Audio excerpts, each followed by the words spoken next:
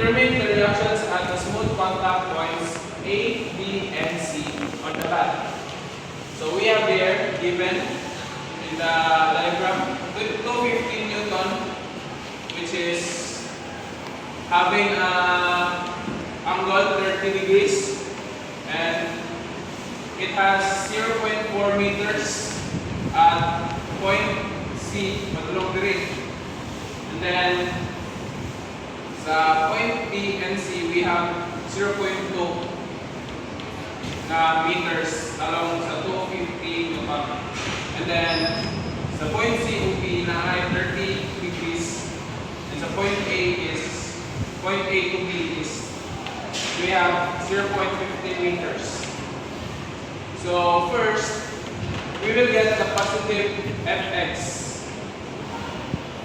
which is positive siya because in the x-axis, padulong siya sa right mga positive. So if we result NC times sin 30 minus 250 Newton, I close and open because kung ano na siya kasi negative sin 60 degrees equals 0.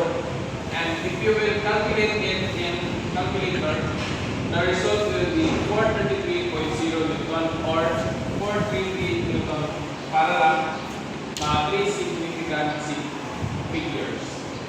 Next is the moment at B. So, counterclockwise positive, kaya counterclockwise po sa dapat, spin is equals to 0. Negative NA sin 30 times 0.15 meters, okay? Padulong sa A to B. Kaya, which is kay ang force times distance. So we have minus 433.0 Newton times 0.2 meters plus 250 Newton times cosine 30, and then we will times it of 0.6 meters equals to 0. So NA now will be resulting 577.4 or 577 Newton. So we have 3 significants, pwede naman sa mga of force. Next is we will get the Fy is equals to 0. NB minus 577.4 Newton plus 433.0 Newton cosine 30 minus times 250 Newton cosine 60 equals 0. It will result 327 Newton for the NB. Saan na nakakuha ng cos 30 sa 250 Newton? So, nakuha na ito yung cos 30. So, what the name? Nasa 30 angle. So, if inanang ato angle, 30 man siya. 30. Kani pangalong na rin sin cos 30. Yung dire, sin 30. The airstrom actuator at D is used to apply force F is equal to 200 Newton. And the member of B determine the horizontal and vertical components of reaction at the pin A and the force of the smooth shaft at C on the member. So, as you can see this diagram, we have in A star, we have pin.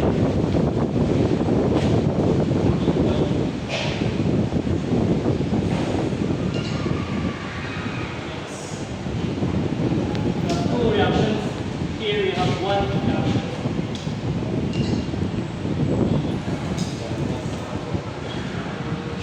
So now we can solve the MA is equal to 200 sin 60 times 800 minus NC times 600 plus 200 sin 15 is equal to 0. If we compute this, we can come up to 212.16 Newton or 213 using the whole number. So now we will apply the summation of Fx is equal to 0. So negative Ax plus 212.16 cos 15 minus 200 cos 16 is equal to 0. So Now, AX is equal to 105 Newton. And next is the division of Fy is equal to 0. So, negative Ey plus 212.60 sine 60 plus 200 sine 60 is equal to 0. Now, our Ray is equal to 180 Newton. Kaya sa moment, sure na Newton na. Ay, correction na lagi. Ang kanilay, ang formula na lagi, ang moment is equal to FD times D. So,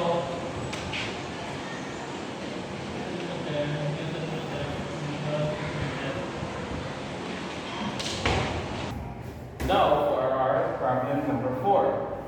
Determine the reaction at the pin A and tension in port B and C. Force is equals to 4 kilonewtons. So this is our force. Now, we need to analyze our problem set. For this is our point A, this is our point B, and this is our point C. And this is our rope, which has tension. And it is a pinpoint which is the meaning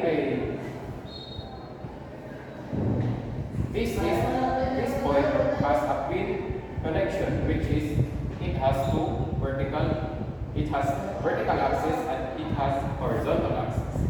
Now this problem set has 2 in this 26 kilonewton in 2 meters, 4 in 14 kilonewtons, which is B, and 534 in a Pythagorean theorem. Now, we need to analyze our problem. This is it.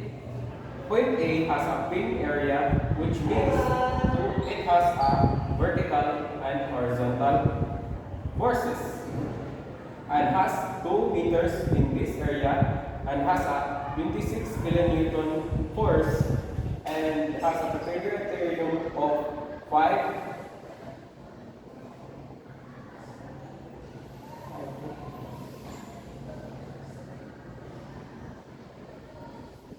It has an adjacent of 5, opposite of 12, hypotenuse of 13, and has 4 meters in this area to B, and a force of 40 kilonewtons at point B. And for point C, it has a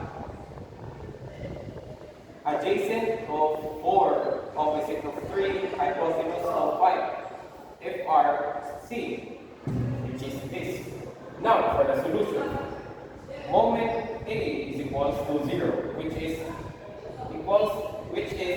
means negative 26 times 12 over 13 here times 2 here minus 40, this force times distance, which is this, to point A, plus 3 over 5 FEC, which is here, times 6, which is here, is equals to 0. So our FBC will calculate to, FBC is equals to 80 kilonewton meter. For our summation of forces along x-axis, which is equals to 0, 80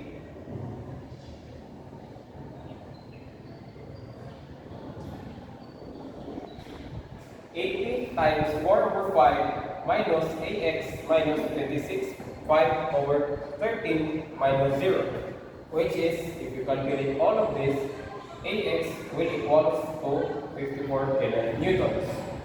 For the forces along y-axis, which is summation of forces along y-axis is equals to 0. AY, which is our vertical axis along the A point, minus 26 times 12 over 13, which is here, minus 40 plus 80 times 3 over 5, which is our FR area, B to C, minus equals to 0. So calculate this. Our AY will equals to 16 kilonewtons. That is the total of our problem.